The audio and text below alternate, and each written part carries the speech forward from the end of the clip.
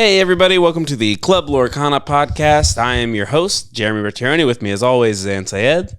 Yep, I'm Zan.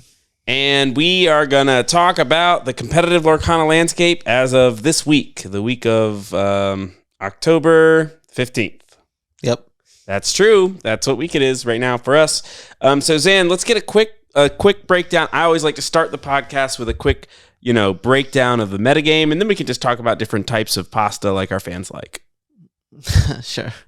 We got 5 decks in the metagame now, right? Yeah. Like Green Steel is making a bigger splash than I initially thought. I mean, it's like it's been dominant in the set championships. Doing really well in set championships. We just had the big one at Charlie's that had 32 people that Green Steel got second in, and then first place was Kendall with the Maui, his current take on that Red wasn't Purple. at CCS. That was actually at I can't remember the name. There was a CCS one too. Yeah, that was on Sunday. Right. That's what I'm talking about. Oh, okay. The one on Sunday, there was a Green Steel in the finals? I think so. It was that guy Ricardo that we play against. Oh, he was playing Amber Steel. Okay, great. Amber Steel. Yep, Amber Steel in the finals, and then the day before, I played against Kendall in the finals at another store, which I cannot remember right now. And I was playing Green Steel. He was playing Red Purple. I lost. Then the next day, I played in another set championship. In this one, it was kind of interesting. Basically, each win gave you a pack. So I decided after 3 rounds, it was 32 players, so it was gonna be 5 rounds. And so after when you're 3-0, you can usually double draw into top 8. But I decided to just play it all out. Sure. Because I could win 2 more packs if I win all of them. So I ended up winning all 5 of my Swiss rounds and being first place going in, which is kind of nice and kind of like scary, because if you lose once, you're like, why did I do all this work? I could have taken like a lunch break or something. But I ended up just winning all the rounds in top 8 as well. And there were some really great players.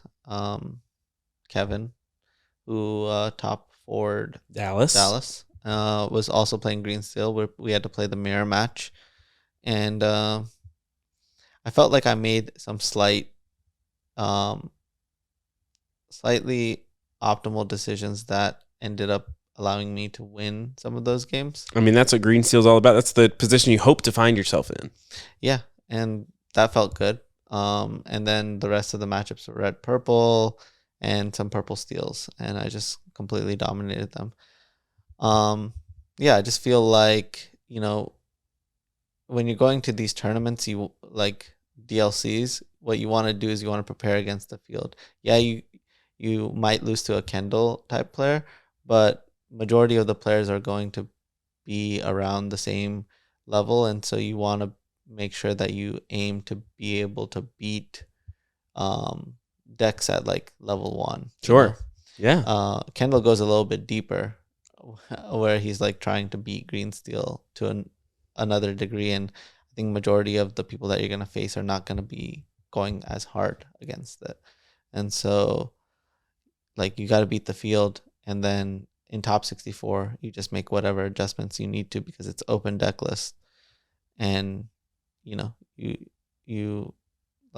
just take it one game at a time and see what happens. So there were 5 decks in the metagame, and let's just say what they are for the sake of our viewers. We have Green Steel, Red Blue, Red Purple. Yellow Steel. Yellow Steel is actually making a little bit of a resurgence, a little bit of a comeback. Why do you think that is? People are saying it might be kind of good against Green Steel. What do you think? I don't think it's making a comeback. I just think that, I think it was the second most popular deck in the last tournament. So don't call it a comeback. Definitely not a comeback. It's just always been a popular deck. Okay. It's been the most popular or the second most popular deck since the game came out. We're so back. Like, why are we back? We're back. We're so back. And then I would say Yellow Green is the 5th one. Yellow Green. Yeah. That's like kind of newish. Not really. I mean, it did well in set 4. right? We've been saying green purple is like a player. Yeah, I mean green purple is in there as well. But I think yellow green is performing a lot better than Great. green purple. I still don't understand green purple. Like there isn't a set list that does well. You know, people say Artabax's version is the one that does well, but there's always like a bunch of versions that don't look like Artabax's version that do well. There's like a hyper aggro version with bonsai that I like. There's like a big green purple version that is fine sometimes. It looks interesting with the cow. I just don't like being bad against steel.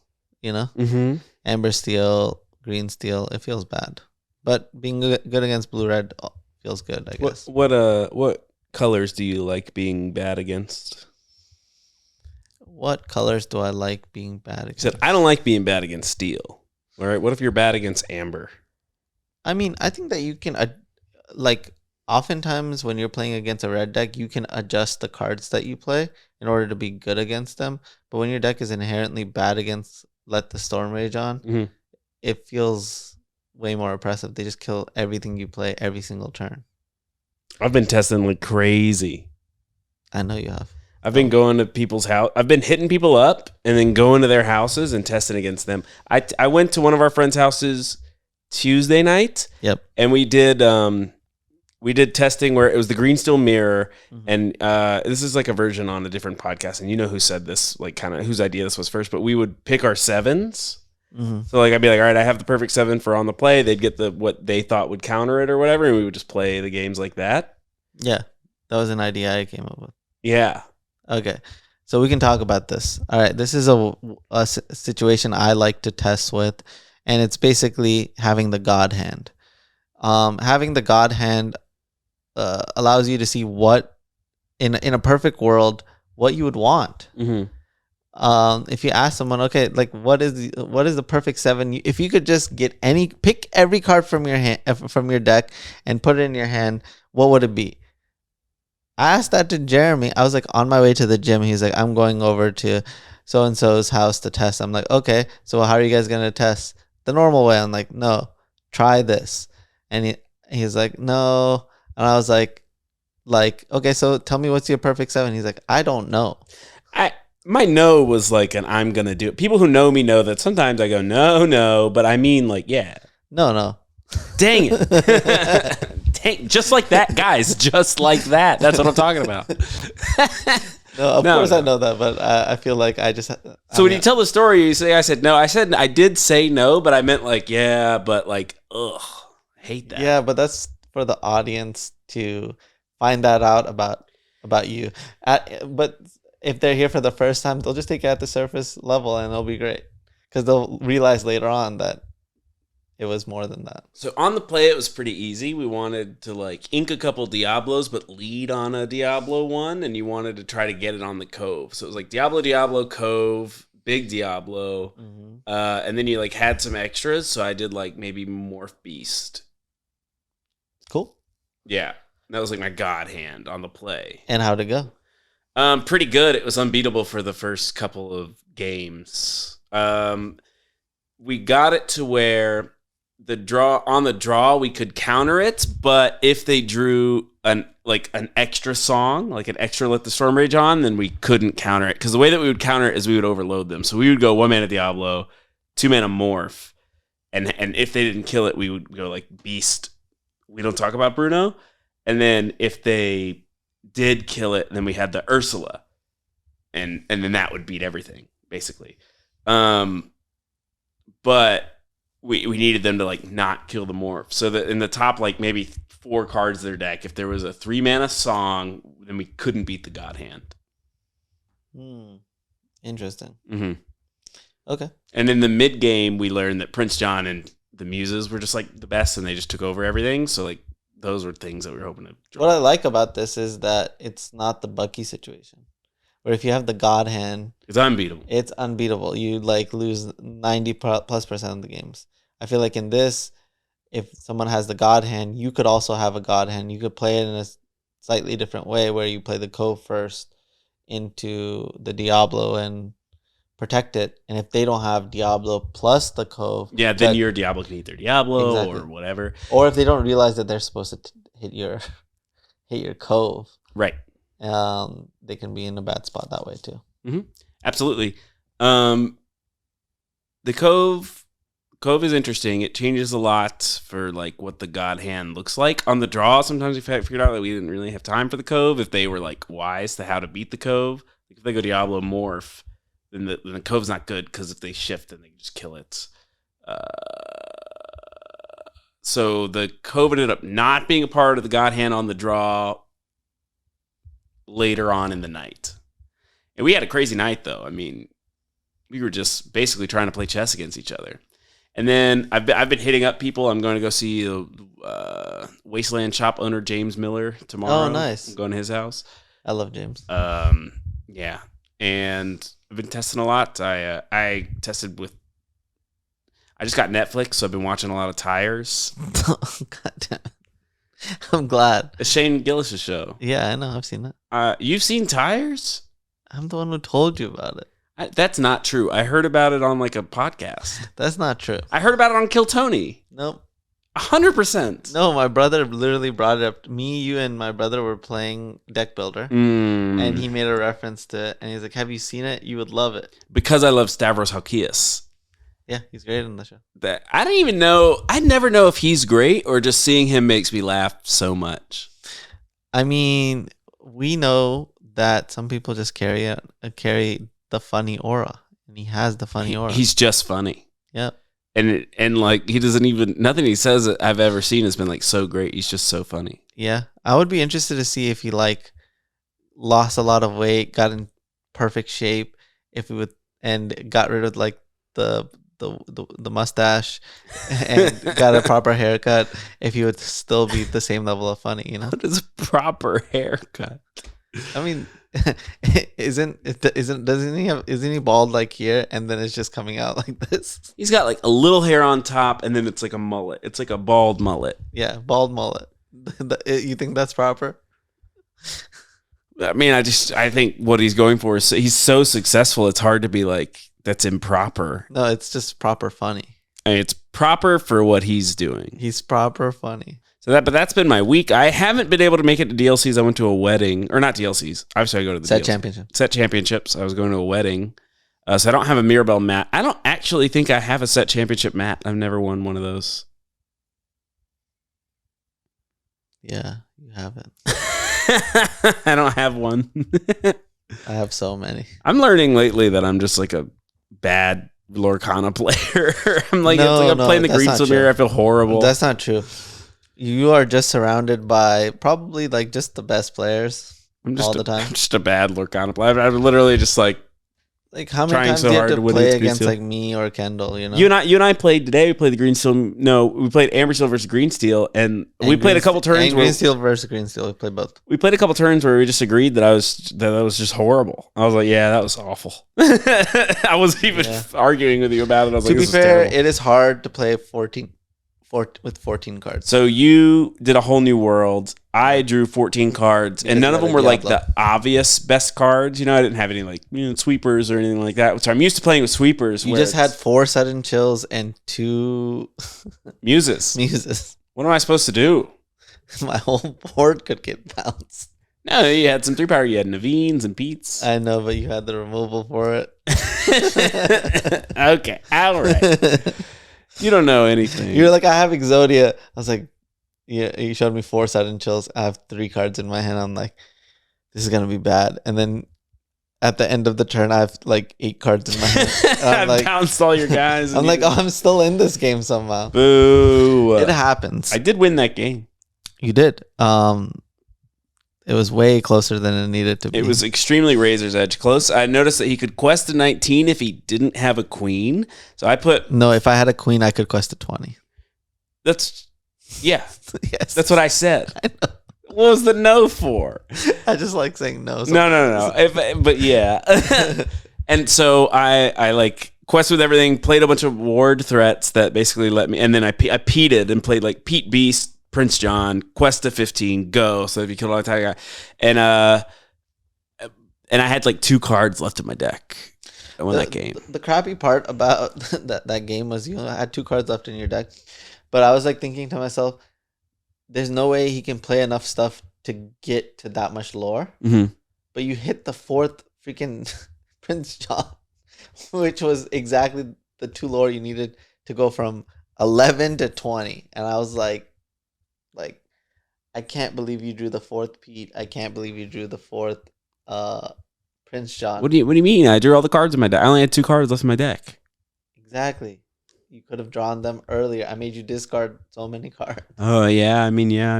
You didn't even consider that. I did. Why were we playing the Amber Steel versus Green Steel matchup? Because Amber Steel, if piloted correctly, built correctly, can beat Green Steel. I don't like that. Yeah, but the problem with Amber Steel is it's so bad against Blue Red. Yeah, because then we played Amber Steel against Blue Red, and I finally got to win, and it was easy. I played Be Prepared. All your stuff was gone. I felt like I was in a hot tub. I mean, we played 3 games. You won 2, and I won 1. I felt like I was in a hot tub. Exactly. It wasn't like I was getting smashed. We just rolled you over with a bulldozer. And the games were really close. I mean, every game came down to 18. I was like at 18 lore. Yeah, I mean, yeah. Or 20 one time. 1 isn't 0. That's what we used to say in Magic the Gathering when we won at 1 life. Oh, of course. I mean, but in Magic, you can have negative life. Do you know how you get negative life? Yeah, sure. You have a Phyrexian Unlife in play, or you played an Angel's Grace or a Platinum Angel. Exactly. Platinum Angel doesn't work.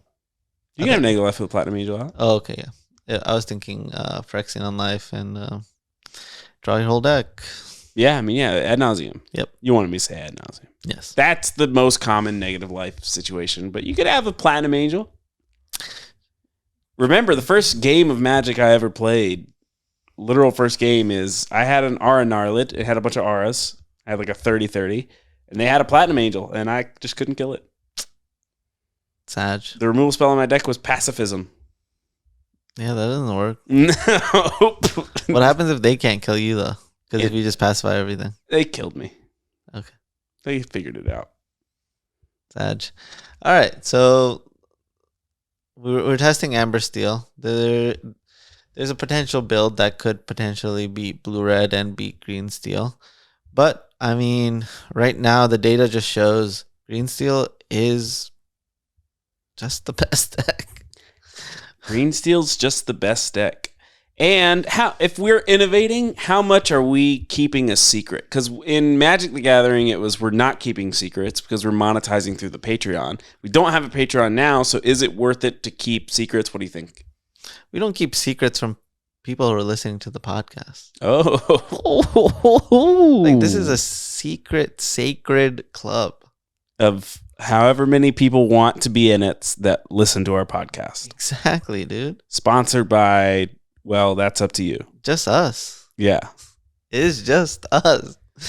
It's just us. So we should get some sponsors. Yeah, I mean, whoever wants to listen, like, I'll give you whatever tea and whatever I'm thinking, whatever my thought process on testing is. I mean, I really do believe that there's not enough cards in the pool for me to come up with something that can beat this deck again. And sometimes you just get to the point at which the deck that you thought was your friend becomes your enemy, and you have to try to beat it. And that's like a really frustrating it's really hard.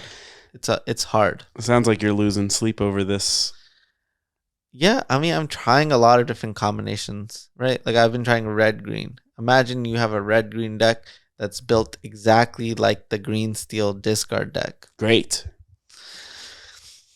But it's not as good. Right, because instead of like the songs that kill things, you have, I guess... You get the Red Robin Hood. You get the Brawl. But you get... Brawl's pretty good. The Red Robin Hood's a pretty bad card. I know, but it can be a really great card if you get rid of all their stuff. I mean, get rid of their hand. Sure. I guess the benefit is like you have a sweeper, you got Be Prepared. It's one of the best in the game. You don't play Be Prepared. Oh, man. I knew that I would name a card you don't play. You can play Flynn Rider Sisu. Don't play that. Nah, I knew you make them discard. Think about it like it's exactly green steel. So ones are just Diablos and Coves. Twos are Morphs And Ursulas. and Ursulas. And you play Teeth and Ambitions. Oh. You play Princes and Sudden Chills for 2 as well. Then you go Prince John. Um and you still play what's her face? Ursula. What is our good Teeth and Ambitions target? It seems bad for us. Well, it's honestly just to kill Diablo. Sure, but we have to have good things on our side. Well, hit. it's great with Ursula. Oh, yeah. Okay. 2-drop Ursula. You can sing it and everything. Yeah, That's and great. if you wanted to do it on the bird, you can use Cove. You know? I mean, so then you have Brawl for 3, Hypnotize, Mother Knows Best. You have to play all 4 of them because you need more cards for your Ursula to be able to sing. And then you have Robin Hood, which I think is one of the main reasons to play that version of the deck. Because you can think about Robin Hood kind of like another copy of Ursula. You can just take over a game because you're playing so many songs and actions. Like you can brawl someone, you can hypnotize them, you can sudden chill them, you can we don't talk about Bruno them. Sure. Yep. So that's what are cards that you are shifting. Donald Duck is a potential. Mulan is a potential. Mulan be sick on it, Yeah. morph. Exactly. You have a lot of great choices, but it's just not quite there. Like Beast is a irreplaceable card. Let the Storm Rage on and Strength are just irreplaceable. And so this version of the deck just doesn't get there. Beast is such a swagged out card because it's like shift 3 and it's like, oh, what are the cheaper beasts? It's like, no, there's not one. You can't. It's like, okay, thanks. Only morph. There's a 3-mana beast with resist. It's a 2/3 with resist 1. That would not be good enough. No, it's not. But it was good enough in its limited format. No, I still cut it sometimes. You're talking about a card that you would cut sometimes. In limited. But yeah, I mean, I think that there are rare moments where you build something that is just too freaking resilient. And so when that happens, you gotta just play the best deck and try to make the best version of it. And there's a lot of like arguments for different cards. So we should talk about some of the green steel cards that you can play. Okay, so let's talk about what are the flex slots. Because there's some cards you could never cut in a million years. Some of them are obvious, right? You can't cut any Diablos because Diablo is like probably the most powerful card in the game. Or Prince John. Can't cut Prince John because Or Beast. Or Beast. Let me finish. How about Yeah. No, I'm just kidding. You can't cut Beast. You can't cut Prince John. The Ursula 2 and 3 package you probably don't want to cut. Nope. They're so good with the songs, which you also can't cut. Yep, you can't Sudden Chill. Can't cut Hypnotize. You can't cut. We don't talk about Bruno. So what I'm seeing is left is there's some Annas, Muses, Hidden Coves. Those could maybe be cut if there was some suitable thing. Hidden Cove is part of the God Hand, so it seems impossible to cut it. But I feel like you can't cut Hidden Coves. Okay. If anything, we could be talking about wanting to play more Hidden Coves. Because it's part of the God Hand. Exactly. I tried to tell you. Yeah, I mean, it's just such a bad card to draw. yeah. It feels bad. Especially when you're like, okay, I'm going to quest for everything, and all I need to do is draw an untapped guy that quests for 1 at least, and I'll win. And you draw a Hidden Cove, and you're like, oh my god. Couldn't be worse. Basic Forest could have been better. Sag. So, okay, talking about the bad cards. We should probably talk about Grab Your Swords. Grab Your Swords. Tinkerbell. Well, so Grab Your Swords theoretically is really good in the mirror because it's a card that could deal with Prince Johns and Diablos. True. And Prince John is one of the most powerful like things going on to get card advantage in the like mid game, especially when you're in the mirror. Yeah. It's also Grab Your Sword is I think like not that good against Amber Steel. just because a lot of the guys have 3 toughness, and putting a bunch of damage on all their guys turns on their Rapunzels. Yeah. It's not very good against red purple. Yeah. For much the same reason. Pretty bad. I would say that it's a blank against blue red. Mm-hmm. Maybe fully does nothing. So it's kind of only good against Prince John in the mirror. It's only good against Prince John in the mirror. But it's a card that you can't play sometimes because it's uninkable and it costs 5, and sometimes our Prince John's on a hidden cove. I think that Grab Your Swords is a card that you play that people believe is good in the mirror match. Yeah. But I think it's actually, I call them like kamikaze players. They could get lucky in the mirror and Grab Your Swords ends up being good. But they sabotage themselves in every other matchup. Yeah. And when you do that, you might be able to steal some games against a green steel player. Then all of a sudden put yourself in a bad spot in these other matchups and you end up not making it very far in the tournament. The other part about the card is it's like a bad card in 80% of the time when you're playing green steel. Mm-hmm. So like if it's in your opening hand, it's a bad card. Can't be there. If it's in your hand, turn 1, bad card. Turn 2, bad card. Turn 3, bad card. Turn 4, bad card. Turn 5 could be a good card. It's like 5, 6, 7 good card, but then 8, 9, 10 bad card again. Exactly. It could be good on turn 3 actually if you're able to go shift a beast onto a morph into. And they went Diablo and a Prince John. Exactly. That's so sick. That's so sick. But you need so many things to line up. Otherwise, what was grab your sword there? It's like a 1-for-1. If it only hit Prince John or only hit Diablo. Yeah. Or what if they have a cove? Then it didn't do anything. It didn't do anything. So yeah. So basically, it's a card that's just bad. That people believe it's good because they only think about the moment that they're casting a grab your sword and it's good. But they don't think about all the moments that they were holding it or drawing it, and it was the worst card they could have drawn. What are some more bad cards in this deck that people want to play? What? I mean, that's the main one. Yeah. That's literally the main one. All those are bad. Avalanche, Tug of War. You can't play any of these. I never see those. Never even sees them. What I do see is deal 2 damage, inkable. Kaboom. Ba-boom. Kaboom's good against Diablo. Ba-boom. It is good against Diablo, but again, it's like bad in every other matchup. It's not as bad as Grab Your Sword because the ideal time to deal with Diablo, it still enters that realm. What about like Pick a Fight or Triton's Decree? These are like things that could potentially deal with a ward character. Yeah, those are cards that nobody should even consider. They're so bad. Okay. You could have considered them in the Bucky meta, but if they weren't good in the Bucky era, what makes you think that they're good now? Oh, that's a really good point. Dwarven Mine. We're getting there. That's a card that has definitely piqued my interest, and it's definitely something I've been testing in a bunch of different combinations. Heads up, the red steel deck, not so great. Not there just yet. Mm-mm. I think it could potentially get there in set 6, but it's not there yet. It's just not.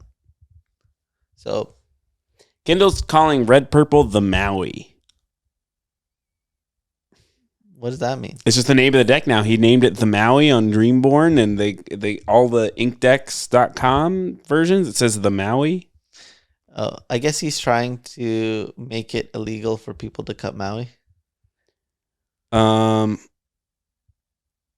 think we should bring cool names back to Lorcana decks. Like Mufasa. Steel Fossa. Yeah. Fosa's a great name. Mm-hmm.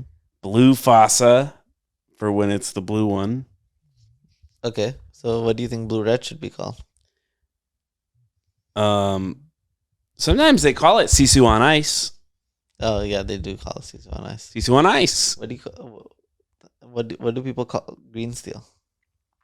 That's the one that I'm saying that used to be called like Bucky Discard. Yeah. I feel like it's been being called like Toxic. If we can't just call it Toxic. Why do people think discard is so toxic? I mean, it's just a hard decision to make, and it's like it's probably the only mechanic in the game that forces your opponent to make a decision on your turn. So what makes that toxic? People don't want to make decisions on on not their turn. Lorcana, the promise was that you only have to think on your turn. And you could close your eyes during their turn and then open your eyes and make the best plays. I'm just kidding. I think I get the perspective. Perspective is you don't get to play your cards. Yeah. Well, that's not the part I don't mind. I wish I didn't have to play cards. I wish I just didn't play cards. What do you mean I don't have to do this? What do you mean, dude? Playing cards is absolutely wonderful and the best thing ever. It's the most fun you can have. Yeah. I love it, but I also like pretending that I hate it. Yeah, that's fair. So discard to me is just perfect because they're like, all right, get rid of all your cards. I'm like, finally. And I just go sell them. I think the thing people don't realize is when I play a card that says discard a card, I'm also losing a card. No, you're not. You have Prince John. But I have to have Prince John to create that value. And you kind of lost a card when you played Prince John. Exactly. So it's like, the way I like to think about it is like, I'm sabotaging my hand in order to sabotage your hand, but I've built my deck to draw better than yours, to draw things that say like, I draw another card and put myself in a better spot. So I never think like, and I also see the downside in the card. I'm like, what does that card do when you have 0 cards in your hand? Nothing. Ink. Exactly. You can ink it. So yeah, I mean, good time. What about Hypnotize? Can we finally cut that thing? It's so mana intensive. I hate it. It's not even a song. Hypnotize is a beautiful card. Do you not love it? You know what I learned about Lorcana recently? What? So in between the text box and the flavor text is like a line. Yeah. And if it's a song, then the line is like a little music note. It's the like, anyway, yeah, it's like a little music note.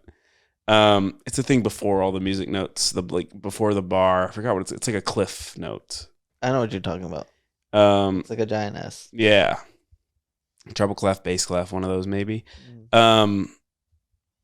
And then if it's a quote from a movie, it's a book. And then if it's like a quote not from a movie, it's a pen. Incredible. Yeah. But the thing that confused me was Tamatoa's flavor text is "Watch me dazzle like a diamond in the rough," which is from his song "Shiny." So I thought it would be the treble clef, but it was a book because he's not a song. That makes sense. That's probably something the Illumineers have already talked about. They love that. Not while I was there. No, well, you were there, but you know what I mean? Like, they're like, this is so cool that it's like Disney and the cards are so cool. And we never talk about that kind of thing. So they've probably noticed that on their podcast. They're like, it's so great that Ravensburger gave us different little symbols between the flavor text and the text box. I'm not gonna lie to you. I feel like there's a lot of things that I don't notice about the game that you notice and other people notice. Well, this was my beautiful mind moment of it was all like coming together, and I was like, why is this symbol different? And I like figured it out. For me, those moments are more like I mean, you guys are gonna laugh at this. I didn't realize that the new doc from set 5 said you may discard your hand to draw 2 new cards. Yeah. The part that I'd missed was may. And so that's kind of really altered my thinking around that card. Do you know why it's crazy that you just noticed this? Is because at DLC Vegas, Braden came up to us and he was like, I was 1 lore short. I wasn't there. I thought you were. He was like, I was 1 lore short of winning because I needed to put 2 questers worth of guys on board. I interacted 0 times with Braden. He was like, I was 1 lore short of winning because I had to put 2 guys on board, but both the guys in my hand were Doc. So I thought I couldn't play them both. But then when I read it after the game, I could have played them both. Yep. That makes a lot of sense. I chose not to play Doc in a bunch of decks I was testing because I didn't realize that text. Yeah, you don't have to discard your hand. You can just play a Doc and forget all about that. Yeah. So a shell that I'm really interested in is Purple Steel. I think Purple Steel has gotten some legs because I think Doc is a wonderful card for that type of shell. Yeah. Is Prince Philip a knight? This is an interesting thought I'm having. Prince Philip. There's like a ton of them. I want to know if they're all knights. I think not because they're princes and theirs aren't. I think they're heroes. Yeah. They're probably also princes. I want to see more Storyborn support. Your Storyborn characters get +2/+2. That's what I want. Storyborn characters get +2/+2. That'd be too strong. You don't even know what's Storyborn at all, though. I do know Storyborn. Okay. They're the opposite of Floodborns. No, but then there's also Dreamborns. Which one are those? Basically, a Floodborn one is a shift guy. Yes, I know that. A Storyborn one is like that's what they're like in the movie. Oh, like the Stitch. Yes, like the one mana Stitch. Yep. And then the Floodborn is like within a different Stitch, or like the Lilo when she's in space or whatever. The space. That's the 3/1 with Rush. Mm-hmm. That's a Dreamborn one, which is like a what if they were a different type of thing that isn't have shift. What if they went to space? What if they went to space? That's gonna be the next set. Everything's gonna be either a robot or a pirate. So does that make them Storyborn or Dreamborn? But I think a lot of them are just robots, so that's going to make them Storyborn, like Baymax, for example. Yep, that would be great. It's going to be great. But a lot of the Dreamborn ones are going to be pirates because not all of them are pirates. For example, there's a Pooh's pirate ship. Okay, cool. Yeah, man. I love Winnie the Pooh. And we know that the villain from we don't actually know that. We know that the Hexwell crown is in the possession of an owl. Okay, can we move on? Can we move back to, do you think Purple Steel has legs? No, I always think Purple Steel is horrible. Why? Because I just want to play the other. How did I win a tournament with it then? Oh my god! You want a tournament with Elder Deep Fiend? Okay, that's a magic card. You want a tournament with other bad Lorcana cards? Like what?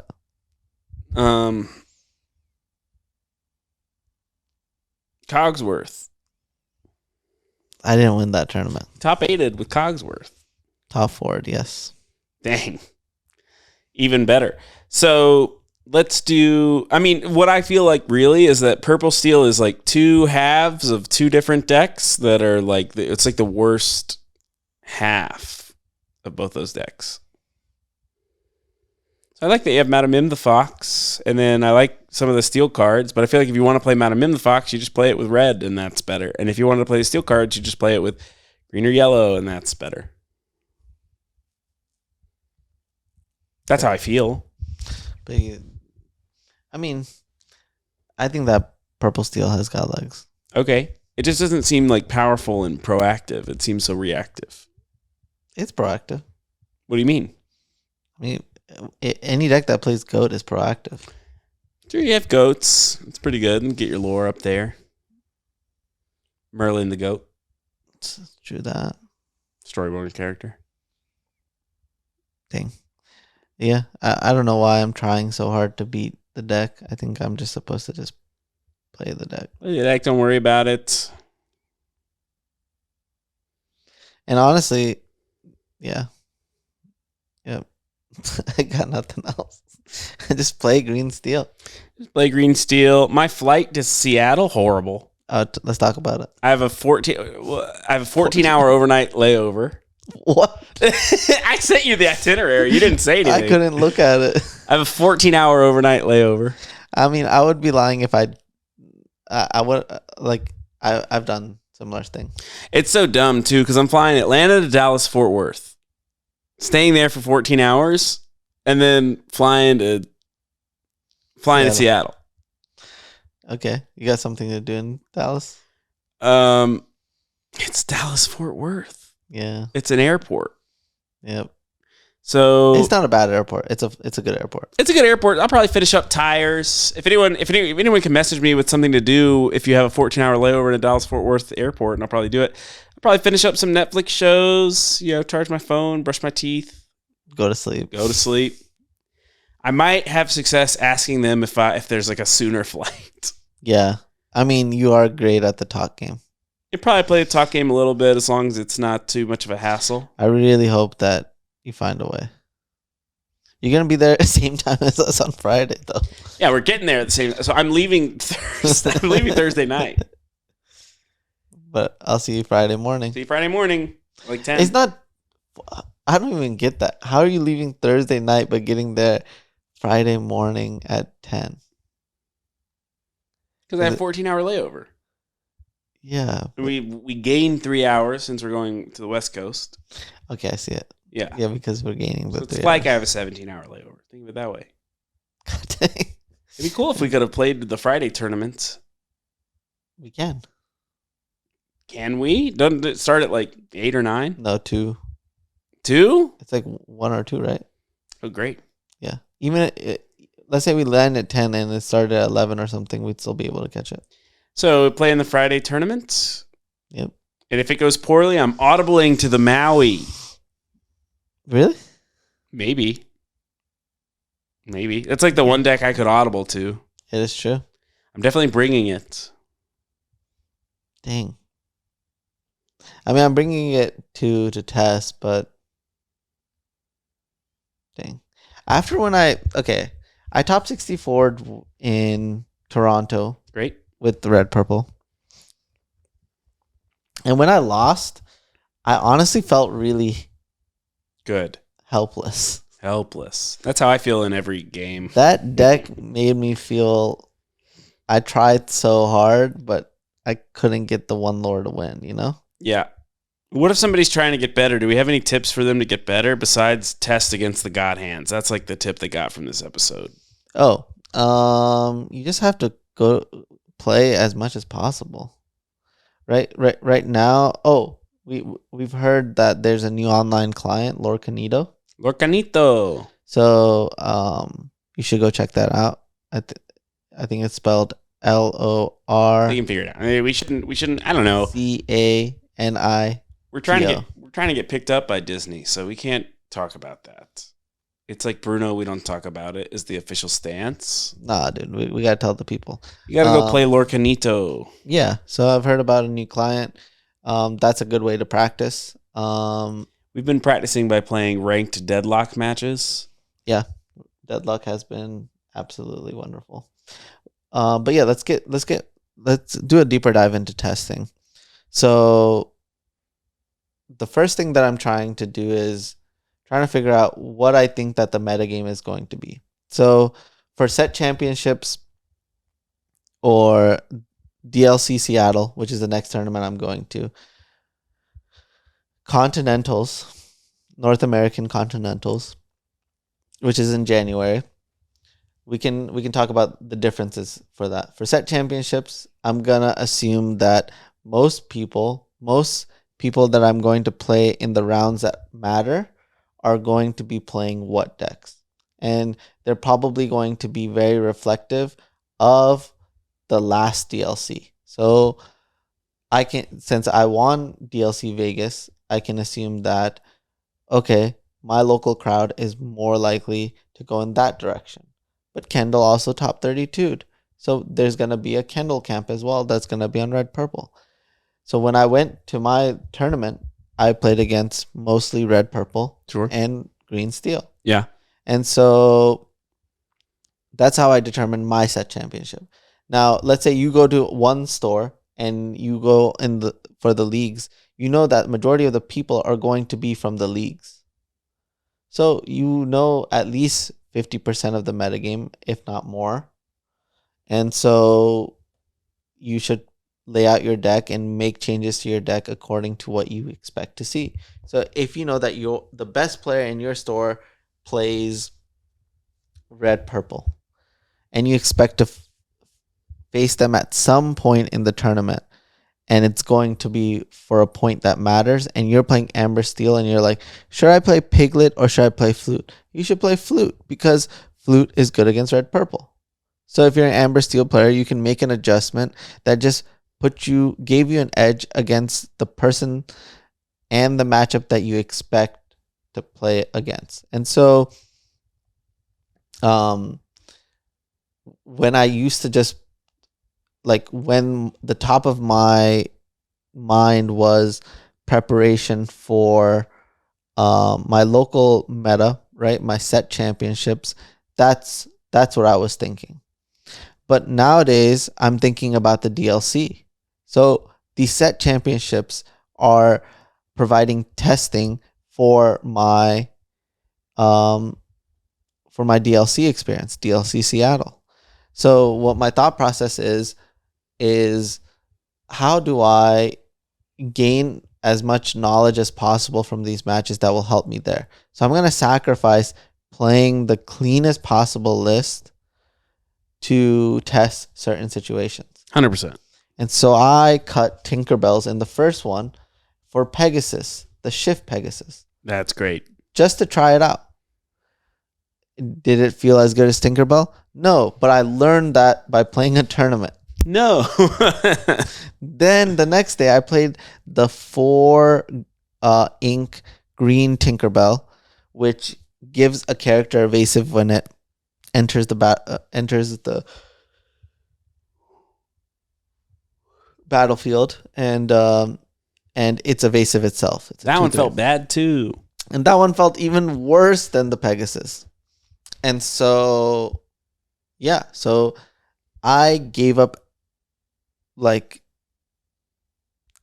gave up a little bit of my my chances of winning the tournament, or having the cleanest list that gives me the highest chance of winning that tournament, to prepare for another tournament. And so in Seattle, if I felt like I could learn something in Seattle by playing something, I would consider it if it meant that my Continentals tournament would be I would do better there.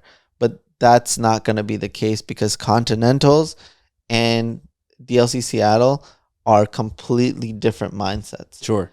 For DLC Seattle, you have to hedge everything to just make it to day 2. You sacrifice all of the 1-ofs to play all 2 or 4-ofs, so you have enough consistency, so that in the 2 games that you play against each opponent, that you're able to pull out wins because your deck just does what it's supposed to do. Mm-hmm. And so, yeah, so that's basically what we're that's the thing that we're trying to sacrifice to figure out. But let's say now for Continentals is a completely different mindset. You can literally make a list of all the players that are going, because you can just go look at the standings for all the tournaments that they did well in. Yeah, and we don't even know the format. It could be open deck lists, in which case 1-ofs become a lot better. Yeah, and if it's open deck list, then you can kind of be cheeky and play a bunch of 1-ofs that will basically make it so that your opponent doesn't understand the play pattern that your deck is supposed to take. Mm-hmm. Right? And that was one of the things that I was scared about going into the top 8 of or top 4 of DLC Vegas. I was like, if I play against Jonathan Lamb, who's got a bunch of, was playing Blue Steel, who was playing 1 Tipo and 1 Visions of Beyond, just a bunch of 1-ofs, and one of the location, Merlin's Cottage. Come on. All these cards that were 1-ofs, it can change the way certain games are played, and ends up being better for a day 2 and better for a Continentals. Where you want to sacrifice a little bit of your consistency to add variance into your games and unpredictability, and your opponents will be caught off guard by that. And possibly it can put them on tilt, put them on edge. They're like, oh my God, anything can happen. And so like, so the mindset for these tournaments is completely, I think that you're never playing towards day 2 of a DLC. You're just trying to get to just make getting to day 2 is so hard. You're trying to, well, I mean, top 64 out of 2,000 people is hard. You got to be good and you got to be lucky. Yeah. I mean, my mindset in day 2, once I make day 2, I feel like I can win the tournament. I didn't win Atlanta and I didn't win Toronto. Those are the 2 that I made top 64, but I felt like I could make a run for it. And Atlanta I did, and in Toronto I didn't. I lost in the first round of top 64, so anything can happen. I was playing red purple. I played against purple green, and I think that matchup was terrible. Yeah. Yeah, and they had a bunch of 1-ups, so that made it way trickier. It's tricky. But yeah, so for Continentals, the mindset will be different. But yeah, if you're planning on going to DLC Seattle, try testing stuff so you can do better at those events. Makes sense to me. But yeah, we should wrap this up. We're done. We're even fully finished. Guys, you got to go follow me on... Since the last podcast, I got 10 new followers on Twitter, Zan. What do you think about that? Are you jealous? You upset? Yeah, I mean, I'll tell you what my mindset is. My mindset is follow me, don't follow me. If you enjoy the content, come back, listen, hang out, get better, get better with us. And, if you feel like we're helping you in that journey, then come around and give Jeremy a follow. Give Jeremy a follow. I'm watching Ranma 1.5 on Netflix. It's pretty good. I'm going to be watching the new Dragon Ball series when it comes out. I just recently got Netflix since I'm traveling so much. I'm big into Netflix right now. I mean, Netflix is great. Netflix is great. But that's all I have. I just wanted to shout out Netflix in case they ever give me a comedy special. Dude, it might happen. I might accidentally backdoor into becoming a touring comic that gets a comedy special. I mean, all angles always open. You gotta play to your outs, I guess. Yep, I'm all about it. Then I'd have to do podcasts with Theo Vaughn. I mean, that sounds like a positive. I guess. Why? I guess so. Well, I need... I'm like a funny guy, so I need a straight man. Great. So I'd have to be the straight man with Theo Vaughn. Okay. Yeah, you're right. Yeah, it's obviously easy for you. You're the straight man all the time. Okay. I gotta go. Bye, guys. All right. We'll see you guys next time. Thanks for tuning in. Peace.